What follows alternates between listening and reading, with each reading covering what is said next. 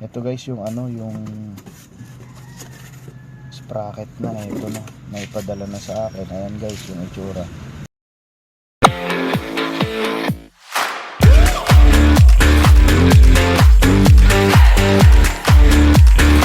Hello guys, so ito, magpapalit po tayo ng ano, signal light ni Brembo. Bremborat. Yan. Bremborat po talaga yung pangalan niya. Ito, napakadumi ni Bremborat, di nagagamit guys. Tagal kong di nagamit. Ayan, ito yung dahilan nasira guys yung ano, sprocket, yung lock niya. Ayan, yan nasa picture guys. Yan yung nasirang part niya. So ayan yung mga tornilyo, medyo lumuwag siya. Nagpe-play ngayon yung sprocket ko. Grabe, lumalagotok guys, lalo pagka nagcambio ka. Ayan. So ito naman guys yung aking inverted fork. Ayan. Kaso kumukupas na siya guys, oh. Grabe, ang bilis. Mabilis din kumupas talaga. Ayan. Kita naman guys sa caliper ko kung magkaiba yung kulay. Ayan guys, oh. Ayan, Shopee lang yan. So eto, sinado na eh. Napakadumi, mamaya lilinisin natin to. So ayan, eto yung papalitan ko guys. Pinalitan ko na to, gamit ko dito, Shopee lang din to guys. Sakto sana yung ano, ito, so yung plate holder, kaso hindi ko nakita. Ayan pala guys ang problema ko, hindi ko nakita. Pagkabit ko pala, ano siya, matatakpan. So useless lang, kaya ayan, magpapalit tayo. Babalik natin yung stock guys para mas maganda. Ito yung dati ko kasing ano ginagamit, napundi guys yung ano, yung bumbilya niya sa kaliwa. So ayan, ganyan ang itsura niya, parang ganyan. Pagka ano, kakabit ko rin yan guys. Medyo nasuya lang ako dun sa itsura niya. Parang gusto ko naman yung stock muna. So ayan, papalitan ko yung bumbilya niyan. May nakita na ako guys sa ano, Shopee. So ayan, ito nga pala yung ayan, yung stock na ano ko. Stock na signal light. Yan ang ikakabit natin. So ayan guys, umpisahan na natin. Magbabaklas na tayo para matapos na maaga-aga.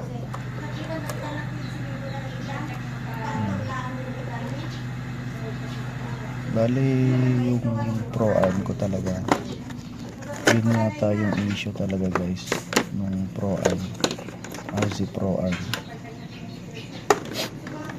Talagang umaano siya, lumuluwag. So may expert dyan guys, pinadala ko kasi yung ano, yung pro arm natin, yung sprocket sa kanya para maayos guys. Ayun, okay naman, mamaya papalitan natin. Ito guys yung wire ng ano, yung ano natin. Ayan, ito. So ang hirap mag video guys pagka ano, wala kang kasamang magbibideo, kaya ikakat ko yung iba guys. Ayan, ito yung wire.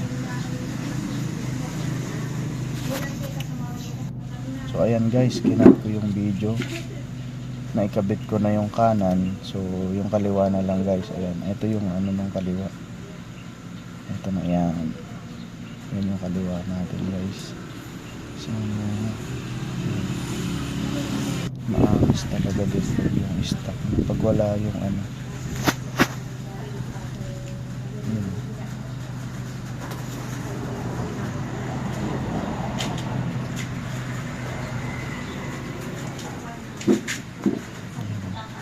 Sakto guys, maano siya, sakto.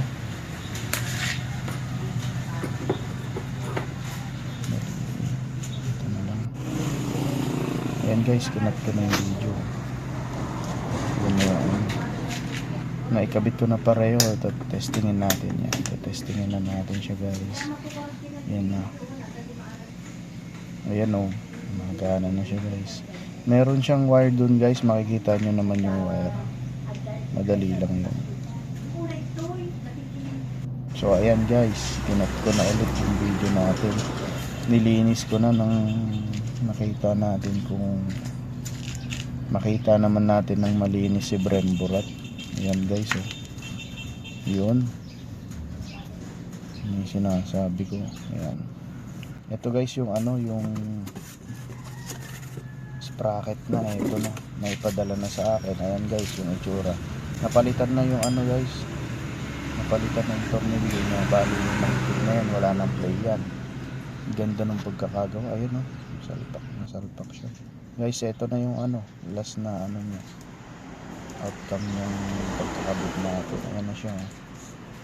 So guys, hanggang dito na lang yung video natin. Sa susunod, abangan nyo guys, next video yung ano, MBR1 guys na ano, tatry natin kung totoong magastos nga sa gas. So guys, thank you guys.